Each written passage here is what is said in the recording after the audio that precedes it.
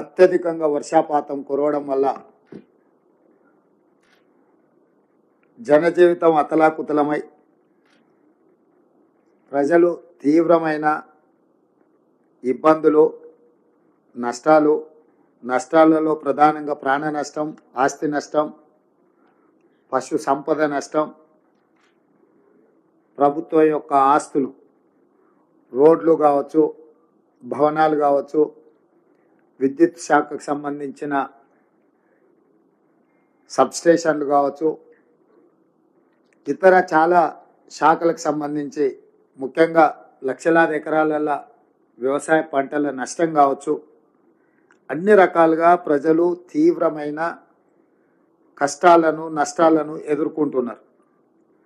గత 3 రోజుల నుంచి రాష్ట్ర ప్రభుత్వం, అధికారులు, ముఖ్యంగా మంత్రివర్గ సహచరులు, ఉప ముఖ్యమంత్రి గారు కానీ, సాగునీటి పారుదల శాఖ మంత్రి గారు కానీ, R&B శాఖ కానీ, రెవెన్యూ శాఖ కానీ, వ్యవసాయ శాఖ కానీ, మిగతా శాఖలకు సంబంధించిన మంత్రులందరూ కూడా నిత్యం ప్రజలలో ఉండి ప్రజలకు ఒక నమ్మకాన్ని, విశ్వాసాన్ని కల్పిస్తూ ఈ సంక్షోభ సమయంలో ఆ సంక్షోభాన్ని పరిష్కరిస్తూ అధికారులందరినీ కూడా సమన్వయం చేసుకుంటూ సహాయక చర్యలలో రాష్ట్ర ప్రభుత్వం తలమునకలై ఉన్నది. నేను స్వయంగా దాదాపుగా 2 రోజుల నుంచి నిరంతరం చీఫ్ సెక్రటరీ, డీజీపీ, డిజాస్టర్ మేనేజ్మెంట్కి సంబంధించిన అధికారులను, అన్ని జిల్లాల కలెక్టర్లను, ఎస్పీలను, కమిషనర్లను సమన్వయం చేస్తూ వారికి సరైన విధంగా దిశ నిర్దేశిస్తూ దాదాపుగా 48 గంటల నుంచి కంటి మీద కునుకు లేకుండా ప్రభుత్వ యంత్రాంగం అంతా కష్టపడి పనిచేసి ప్రజల్ని ఆదుకొని ప్రజల ప్రాణ నష్టం, ఆస్తి నష్టం లేకుండా చేయాలనే ప్రయత్నం చేసినాం. అయినా దురదృష్టకరం, అందుతున్న ప్రాథమిక సమాచారం ప్రకారం 16 మంది ప్రాణాలు పోవడం కానీ, కొంత పశు సంపద నష్టపోవడం, వేలాది కోట్ల రూపాయల ఆస్తులు నష్టపోవడం, లక్షలాది ఎకరాలలో పంట నష్టం, ఇవన్నీ ఎంత ప్రయత్నం చేసినా ఈ ప్రకృతి మానవ ప్రయత్నాలను అన్నిటిని కూడా కాదని ఈరోజు ఈ నష్టానికి దారితీసింది. ఈ నష్టాలను, ప్రజల యొక్క కష్టాలను చూసి హైదరాబాద్ సచివాలయంలోనో, కమాండ్ కంట్రోల్ రూమ్లోనో ఉండి పర్యవేక్షించడం, ఈ పనులను ఆదేశించడమే కాకుండా క్షేత్రస్థాయిలో మా మంత్రివర్గ సహచరులు గత 48 గంటల నుంచి ప్రజలకు అందుబాటులో ఉండే ఏదైతే వాళ్ళను ఆదుకోవడానికి ప్రయత్నం చేస్తున్నారో నేను కూడా స్వయంగా పాల్గొనాలని ఈరోజు సూర్యాపేట జిల్లాలో హుజూర్ నగర్, కోదాడ, తుంగతుర్తి నియోజకవర్గాలకు సంబంధించి సూర్యాపేట జిల్లా సమీక్ష చేసి అక్కడి నుంచి ఖమ్మం జిల్లాకు వచ్చి ఖమ్మం జిల్లాలో కూడా పాలేరు నియోజకవర్గంలో రాజీవ్ గృహకల్ప ప్రాంతాన్ని, మున్నేరు వాగు వాళ్ళపైన చూపించిన ప్రకోపం, తద్వారా వందలాది కుటుంబాలు నిరాశ్రయులు కావడం, ప్రాణాలు కోల్పోవడం విషయాన్ని కూడా అక్కడ పరిశీలించినాం.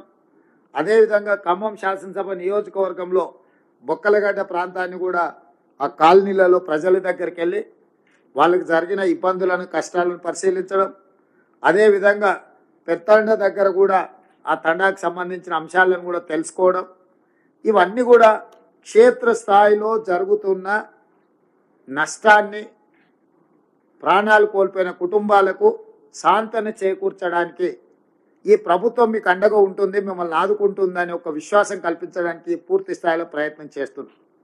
అధికారులకు కూడా ఆదేశాలు ఇవ్వడం జరిగింది. అంటు రోగాలు, ఎందుకంటే వర్షం అత్యధికంగా వచ్చినప్పుడు, వరదలు వచ్చినప్పుడు వరదతో పాటు కాలనీలకు, ఇళ్లకు, కుటుంబాలకు బురద రావడం, వరద పోయినా కూడా బురద అట్లే ఉండడం, తద్వారా అంటు రోగాలు వేగంగా వ్యాపించడానికి అవకాశం ఉంది. ప్రాణ నష్టం జరిగిన వాళ్ళకు, ఆస్తి నష్టం జరిగిన వాళ్ళకు ఒక రకమైన ఇబ్బంది అయితే ఈ అంటు రోగాలు వేగంగా విస్తరించే అవకాశం ఉంది. కాబట్టి అధికారులకు బ్లీచింగ్ పౌడర్ కొట్టమని కానీ, సున్నం కానీ, లేకపోతే ఫాగింగ్ అంటే దోమల బెడద నుంచి కాపాడడానికి అందరినీ ఆ పొగ ఇవి చేసేది కానీ, కాలనీల హ్యాండ్ స్ప్రే వాటిని ఇవ్వడం కానీ ఇట్లా ప్రతి విషయంలో దోమలను కూడా నియంత్రించడానికి, అంటురోగాలను నియంత్రించడానికి కలెక్టర్ల నేతృత్వంలో అధికారులను సమన్వయం చేస్తూ మెడికల్ అండ్ హెల్త్ కానీ MAUD municipal administration and urban డెవలప్మెంట్కి సంబంధించి మున్సిపల్ శాఖ అధికారులను, పంచాయతీరాజ్ శాఖ అధికారులను అన్ని డిపార్ట్మెంట్లను సమన్వయం చేసుకుంటూ కలెక్టర్లు ఈ 48 గంటలు నిరంతరం పనిచేసారు. వాళ్ళందరూ నిరంతరం పనిచేయడం వల్లనే ఆస్తి నష్టం, ప్రాణ నష్టాన్ని తగ్గించగలిగినాం. 100% నియంత్రించలేకపోయినా పూర్తి స్థాయిలో అదుపులోనే ఉంచి నష్టాన్ని నివారించగలిగినాం. ఈ నేపథ్యంలో ఈరోజు ఈ పరిస్థితులన్నిటిని కూడా ప్రధానమంత్రికి, కేంద్ర హోంశాఖ మంత్రికి వివరించడం జరిగింది. National disaster management authority chairman prime minister ఎప్పుడైనా ప్రకృతి వైపరీత్యాలు రాష్ట్రాలలో సంభవించినప్పుడు కేంద్ర ప్రభుత్వం ముందుకొచ్చి ఉదారంగా రాష్ట్రాలను ఆదుకోవాల్సిన, పేదలకు సహాయం చేయాల్సిన బాధ్యత కేంద్ర ప్రభుత్వం మీద ఉన్నది. కాబట్టి తక్షణమే ప్రధానమంత్రిని బేసిజాలకు వెళ్లకుండా మాట్లాడి, కేంద్ర హోంశాఖ మంత్రితో మాట్లాడి తెలంగాణ ప్రజలకు వచ్చిన కష్టాన్ని వివరించి తక్షణమే నష్ట నివారణ చర్యలకు ఎన్డీఆర్ఎఫ్ నుంచి సిబ్బందిని తీసుకోవడం, ఇట్లాంటి అన్నిటి మీద కూడా కేంద్ర ప్రభుత్వంతో సమన్వయం చేసుకుంటూ రాష్ట్ర ప్రభుత్వంలో ఉన్న అధికారులకు అందరికీ కూడా ఆదేశాలు ఇస్తూ మంత్రివర్గ సహచరుల సహకారంతో ఇప్పటి వరకు నిర్వహించినాం.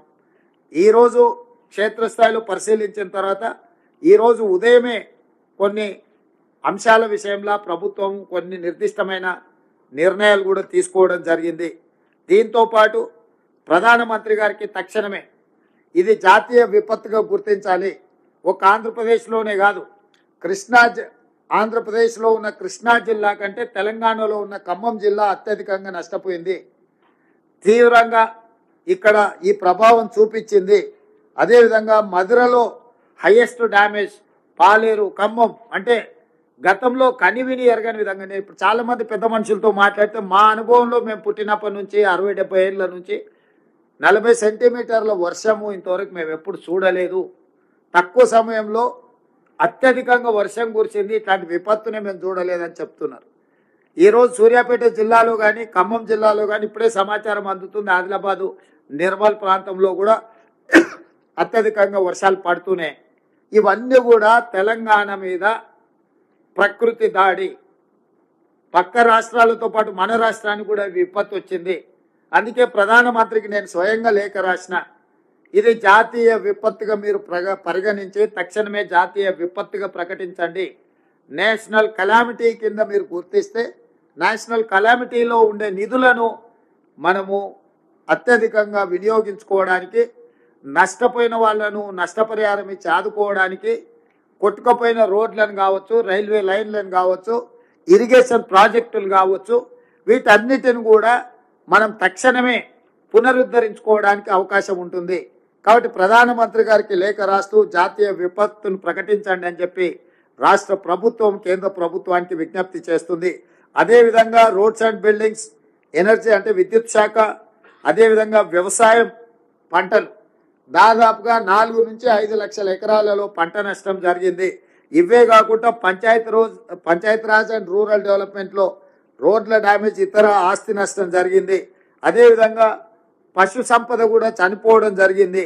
మున్సిపల్ అడ్మినిస్ట్రేషన్లో అర్బన్ ఏరియాలో including Hyderabad and Khammam, other municipal corporations and whereas in municipalities also we have affected heavily. So వీటన్నిటి నేపథ్యంలో ప్రధానమంత్రి గారికి తాత్కాలిక ఉపశమనం కింద 5,438 కోట్ల రూపాయలు జిల్లా కలెక్టర్లతో సంప్రదించి సంబంధిత శాఖ అధికారులతో మాట్లాడి నిన్నటి నుంచి ఈ రోజు వరకు ఒక అంచనాకు వచ్చి, ప్రాథమిక అంచనా తెలంగాణ రాష్ట్రంలో ఈ వర్షాల వల్ల, విపత్తు వల్ల 5,438 కోట్ల రూపాయల ఆస్తి నష్టం జరిగింది.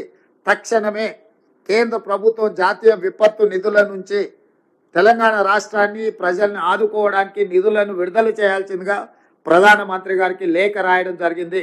నేను ప్రధానమంత్రి గారికి విజ్ఞప్తి చేస్తున్న, ఈ విపత్కర సమయంలో కేంద్ర ప్రభుత్వం పెద్దన్న పాత్ర పోషించి తెలంగాణ రాష్ట్రాన్ని ఆదుకోవాలి. ఈ తెలంగాణ రాష్ట్రం యొక్క ప్రజల సమస్యల్ని పరిష్కరించడానికి మీరు ముందుకు రావాలి. నిధులే అడగడం లేదు, మీరు స్వయంగా తెలంగాణ రాష్ట్రంలో పర్యటన చేయండి. ముఖ్యంగా సూర్యాపేట, ఖమ్మము, ఈ వరంగల్లో, మహబూబాబాద్ కొన్ని ప్రాంతాలలో జరిగిన నష్టాన్ని మీరు స్వయంగా పరిశీలించడం ద్వారా ఇక్కడ ఉన్న నష్టాన్ని, ఇక్కడ ప్రజలకు వచ్చిన కష్టాన్ని మీరు అంచనా చేస్తే తెలంగాణకు రాష్ట్రానికి మేలు జరుగుతుంది, అత్యధికంగా నిధులు వస్తాయని భావిస్తూ ప్రధానమంత్రి గారిని తక్షణమే తెలంగాణ రాష్ట్ర పర్యటనకు రావాల్సిందిగా ముఖ్యమంత్రిగా నేను వారిని ఆహ్వానిస్తున్నాను. ఇవన్నీ కూడా రాజకీయాలకు అతీతంగా ఇప్పుడు మనం ఆలోచన చేయాలి. తెలంగాణ సమాజాన్ని, రాజకీయ పార్టీలను, స్వచ్ఛంద సంస్థల్ని, అదేవిధంగా ప్రభుత్వ ఉద్యోగులకు నా విజ్ఞప్తి ఒకటే, ఇది కష్ట సమయము. ప్రజలు కష్టాలలో ఉన్నప్పుడు రాజకీయ ప్రయోజనాల కోసం మనం ఆలోచన చెయ్యొద్దు. వ్యక్తిగత స్వార్థాన్ని వదులుకొని మనం చేయగలిగిన సహాయాన్ని మనం చేయాలి. ఒకవేళ మనకు సహాయం చేయాలన్న ఆలోచన లేదు, దేవుడు అలాంటి బుద్ధి మనకి ఇయ్యనప్పుడు ఫామ్ హౌస్లో మౌనంగా అయినా ఉండొచ్చు, విదేశీ పర్యటనలో విలాసవంతమైన జీవితాన్ని అయినా గడపొచ్చు, కానీ ఉత్తగానే ప్రజల మీద బురద చల్లడానికి ప్రయత్నం చేయకూడదు. ఈరోజు చంద్రశేఖరరావు గారు ప్రధాన ప్రతిపక్ష నాయకుడుగా, పక్క రాష్ట్రంలో కూడా ప్రధాన ప్రతిపక్ష నాయకుడు ప్రజల దగ్గర తిరుగుతున్నాడు. మా షర్మిల గారు గతంలో వర్షాలు వస్తే పక్క రాష్ట్రంలో ప్రజల దగ్గరికి వెళ్ళింది.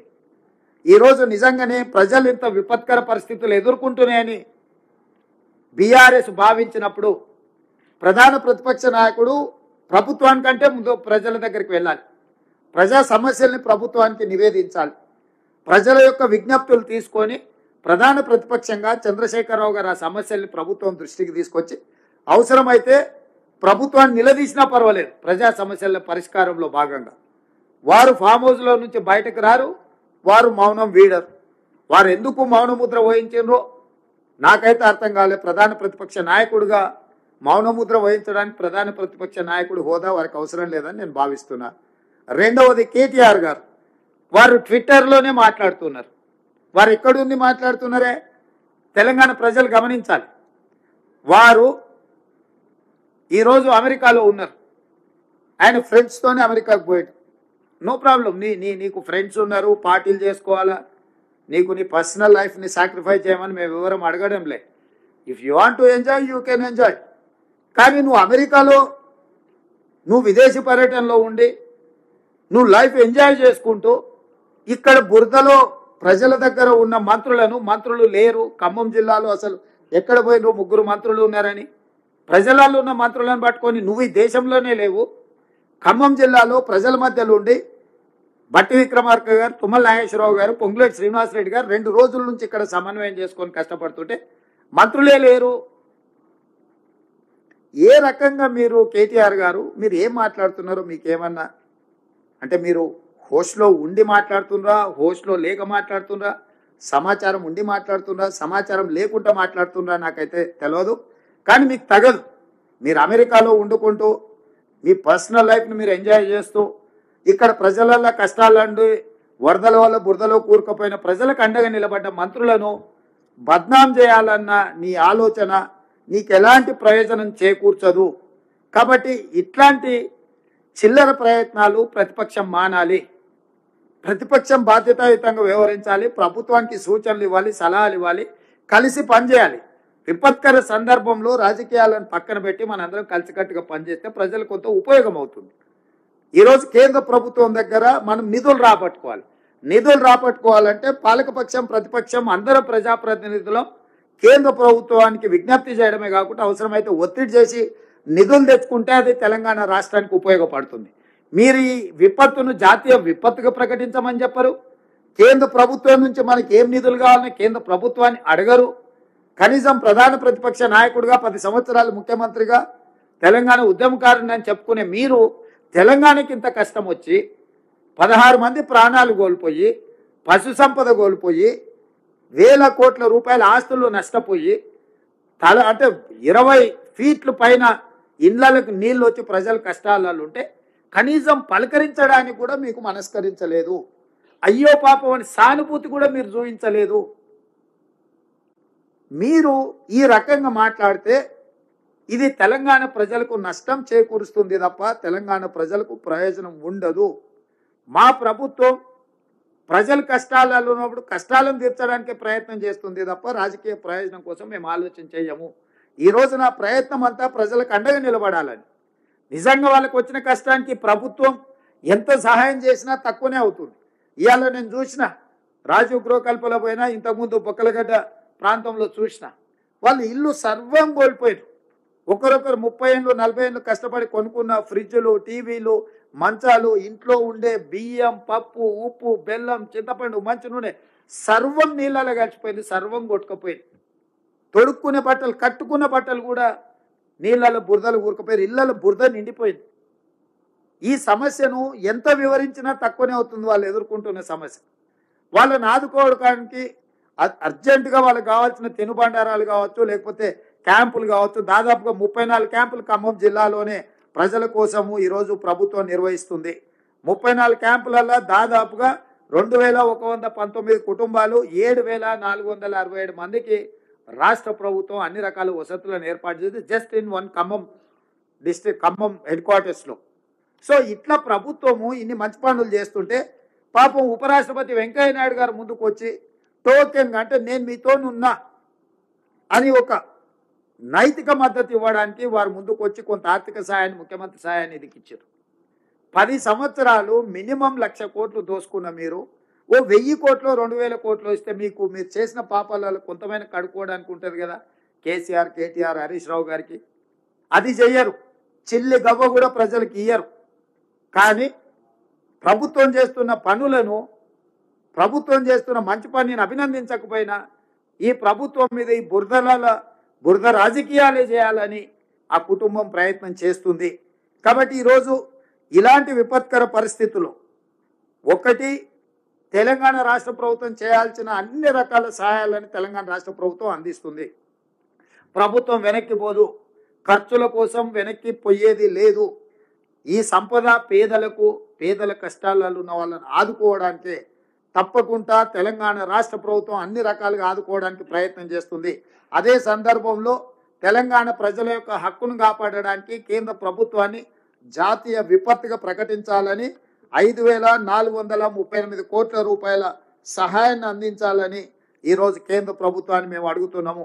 ఇదే సందర్భంగా రాష్ట్ర ప్రభుత్వం ఈరోజు ఉదయం అందరితో చర్చించి చనిపోయిన ప్రతి వ్యక్తికి, ఆ కుటుంబానికి 5 లక్షల రూపాయల నష్టపరిహారం ఇవ్వాలని ఈరోజు ప్రభుత్వం నిర్ణయం తీసుకున్నది. పశువులు చనిపోతే 50,000 రూపాయలు ఇవ్వాలని నిర్ణయం తీసుకున్నాం. అదేవిధంగా గొర్రెలు కానీ, మేకలు కానీ ఇట్లాంటివి చచ్చిపోతే 5,000 రూపాయలు ఈరోజు వాటికి ఇవ్వాలని మేము అనుకున్నాం.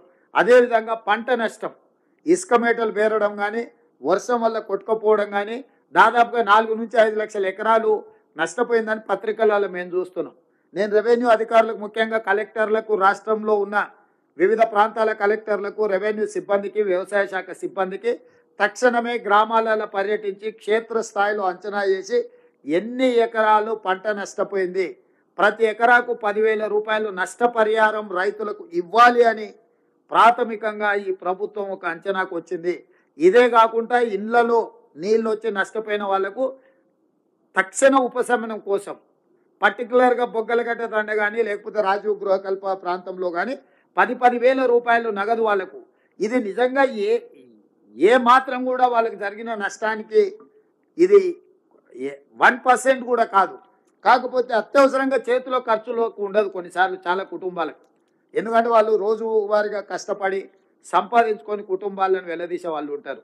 అట్లాంటి వాళ్ళకు కూడా తక్షణమే 10,000 రూపాయల లాగా ఈ కుటుంబాలకు కూడా ఇవ్వాలని అత్యవసరంగా ప్రభుత్వానికి నివేదికలు పంపించి అడగాలంటే చాలా ఆలస్యం అవుతుంది. దానికోసం కలెక్టర్కి, ఖమ్మం కలెక్టర్ ఖాతాలో 5 కోట్ల రూపాయలు తక్షణమే కంటింజెన్సీ ఫండ్ కలెక్టర్ గారికి ఇచ్చిన. ఎందుకంటే కలెక్టర్ క్షేత్రస్థాయిలో వెళ్ళి అక్కడ ఏదైనా సమస్య చూస్తే అది 2 లక్షలు 5 లక్షలు ఖర్చు పెడితే ఆ సమస్యకు అక్కడ కాలనీకి పెద్ద రిలీఫ్ ఉంటుంది. వారి దగ్గర డబ్బులు లేకపోతే వాళ్ళు ప్రపోజల్ పంపించి సెక్రటేరియట్కి పంపించి సెక్రటేరియట్లో ఒక ప్రొసీజర్ని అడాప్ట్ చేసుకొని ఆ నిధులు మంజూరు చేసుకోవాలంటే పునకాలం కాస్త గడిచిపోతుంది. కాబట్టి తక్షణమే ఖమ్మం కలెక్టర్ ఖాతాలో కంటింజెన్సీ ఫండ్ కింద ఒక 5 కోట్ల రూపాయలు విడుదల చేసి నేను బయలుదేరిన. సూర్యాపేట కలెక్టర్ ఖాతాలో ఒక 5 కోట్ల రూపాయలు నేను పెట్టడం జరిగింది. ఇంకా 3-4 ఖాతాల్లో సూర్యాపేట, మహబూబాబాద్, కొత్తగూడెం, ఖమ్మం ఇట్లాంటి కలెక్టరేట్లకు కోట్ల రూపాయల కంటింజెన్సీ ఫండ్ ఆ కలెక్టర్లకు ఇవ్వడం జరిగింది. అత్యవసరంగా కలెక్టర్ డిస్క్రిషనరీ పవర్, ఎక్కడికైనా కలెక్టర్ పర్యటనకి వెళ్ళినప్పుడు ప్రజలు ఆశిస్తారు కలెక్టర్ గారు వచ్చిందంటే మా సమస్య ఏదో పరిష్కారం అవుతుంది, మాకు ఏదో సహాయాన్ని అందిస్తాడు. కానీ ఆ కలెక్టర్ గారు పోయి ఉత్త చేతులతోనే వస్తే ప్రజలు తీవ్ర నిరాశకు లోనవుతారు. అందుకోసమని కలెక్టర్లను ఆ విధంగా కాకుండా కలెక్టర్లను కూడా ఎక్కడికైనా వెళ్తే సమస్యలు పరిష్కరించడానికి వాళ్ళకి 5 కోట్ల రూపాయలు వాళ్ళ ఖాతాలో పెట్టడం జరిగింది.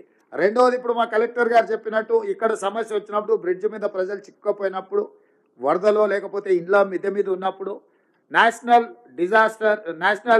డిజాస్టర్ రెస్పాన్స్ ఫోర్స్ వచ్చేంత వరకు ఆగాల్సి వస్తుంది. సో కేంద్ర ప్రభుత్వం మీద ఆధారపడితే మినిమం 24 గంటల నుంచి 36 గంటలు అవుతుంది వాళ్ళు వెనక్కి రావడానికి. అందుకే ప్రభుత్వం స్పష్టంగా ఒక నిర్ణయం తీసుకున్నది.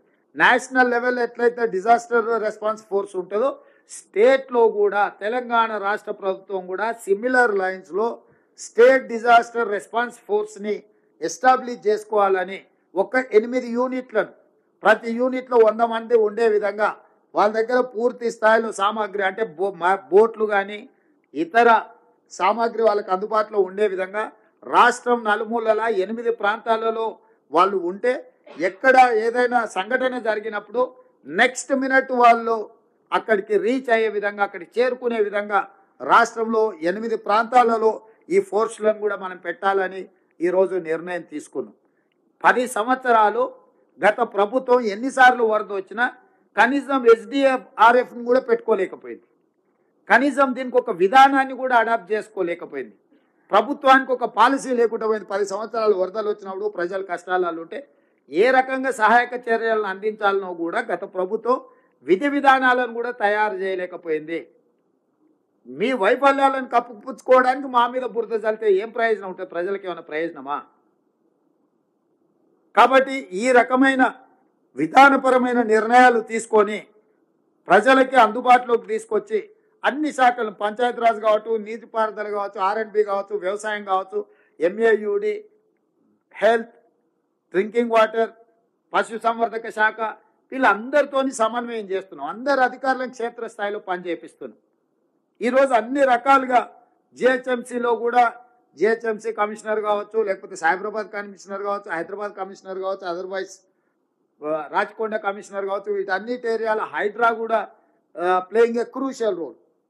ఈ కష్ట సమయంలో ప్రజలను ఆదుకోవడానికి రాష్ట్రంలో ఉన్న ప్రభుత్వ యంత్రాంగాన్ని అంతా అప్రమత్తం చేసి, సెలవులు రద్దు చేసి, వాళ్ళందరినీ సమన్వయం చేసుకుంటూ రైతులను ఆదుకోవడానికి, ఈరోజు ప్రజలను ఆదుకోవడానికి, ప్రజల్ని కాపాడడానికి ఈ ప్రభుత్వం చిత్తశుద్ధితో ప్రయత్నం చేస్తుంది. మా ఎంపీలు, మా ఎమ్మెల్యేలు, మా వాళ్ళందరినీ కూడా, ప్రజాప్రతినిధులను ఎన్నికల్లో నిలబడి ఓటమి చెందినా కూడా వాళ్ళందరినీ ప్రజలలో ఉండమని చెప్పినాం.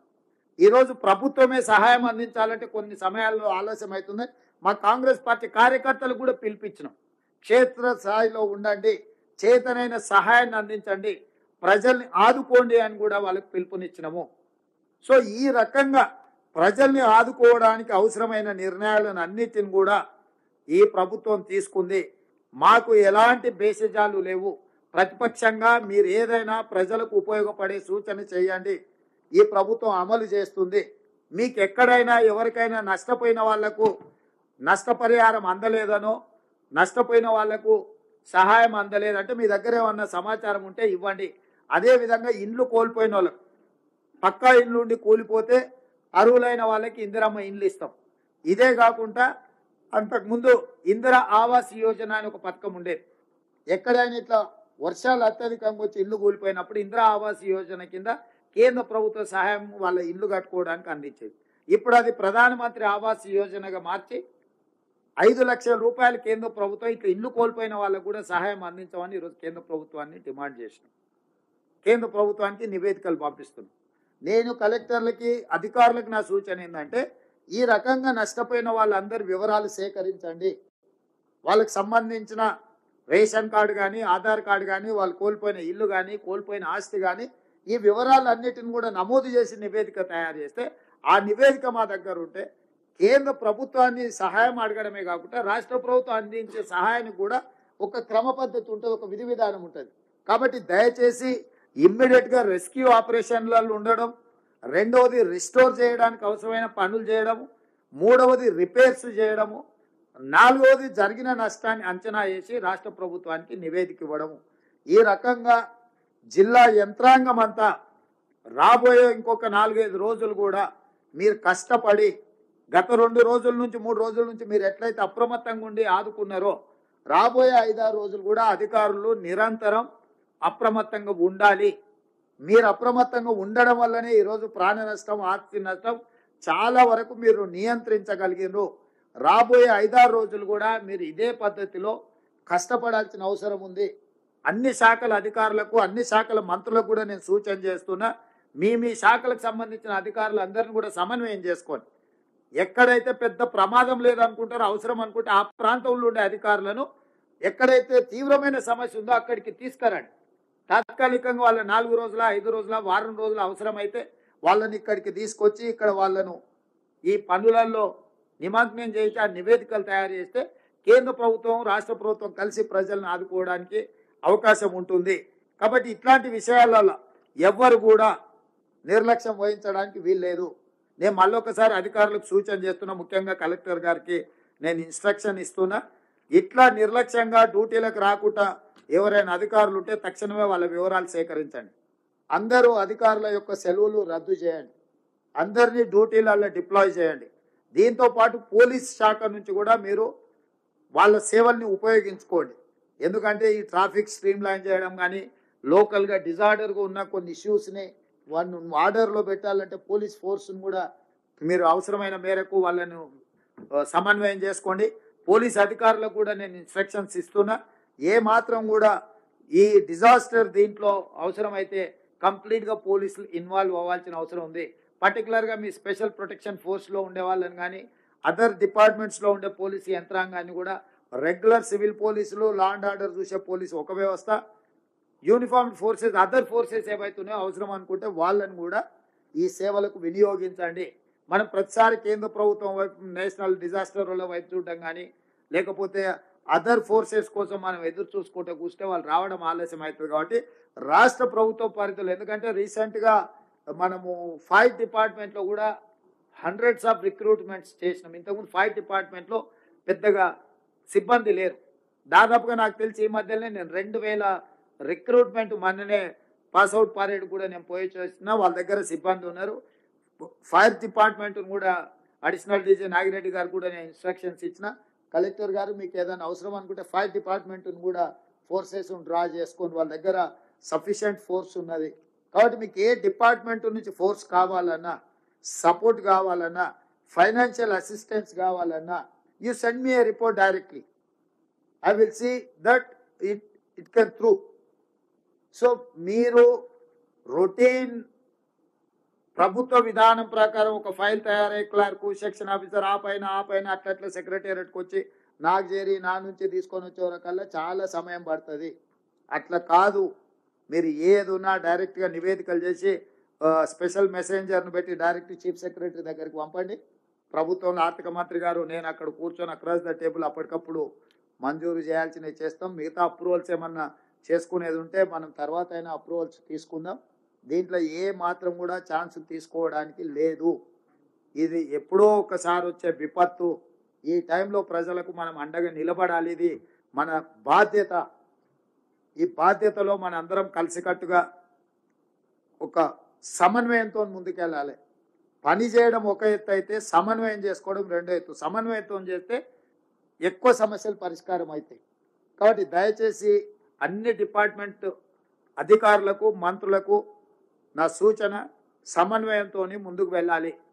మీడియా కూడా సహకరించాలి. మీకు వచ్చిన సమాచారం ఏదన్నా ఉన్నా ప్రభుత్వం దృష్టికి, అధికారుల దృష్టికి తీసుకురండి.